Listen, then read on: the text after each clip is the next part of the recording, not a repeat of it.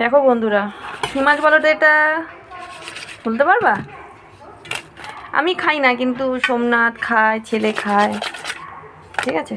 ওদের জন্য এনে মাছের বাজারে গেলে খালি মনে হয় জ্যান্ত মাছগুলো, মানে জিওল মাছগুলো নিই। এগুলো নিয়ে এসেছি, ওই কাকিমাটা এসেছিলো, ওই কাকিমাটা কেটে দেবে। আমার পক্ষে অসম্ভব গো, পারবো না। এই মাছ মাছ কাটতে পারি না এমন নয়, মাছ কাটতে পারি কিন্তু পারবো না। বললো যে বৌমা একটু নুন দিয়ে দাও, তো নুন দিয়ে রাখো।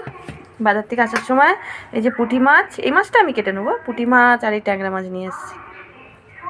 ট্যাংরাই বলে তো, কি জানি না। হ্যাঁ, ট্যাংরা মাছই তো বলে, আমাদের বাড়িতে তো ট্যাংরা মাছই বলতো।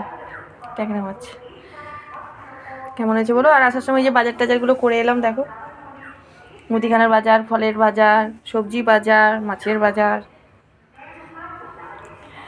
আমাকে আমার একজন বলেছে, সে নিশ্চয়ই আমাকে চেনে, না হলে বলে কেন যে তোমার একার সংসার, তোমার এত কাজ কিসের? তো দেখে না এবার, এখন 12টা 12:30 বাজে, আমার চাটাও পড়ে আছে, চাও খাওয়া হয়নি, খাবো তারপরে টিফিন খাবো। চলো রাখি, পরে আবার কথা হচ্ছে, টাটা।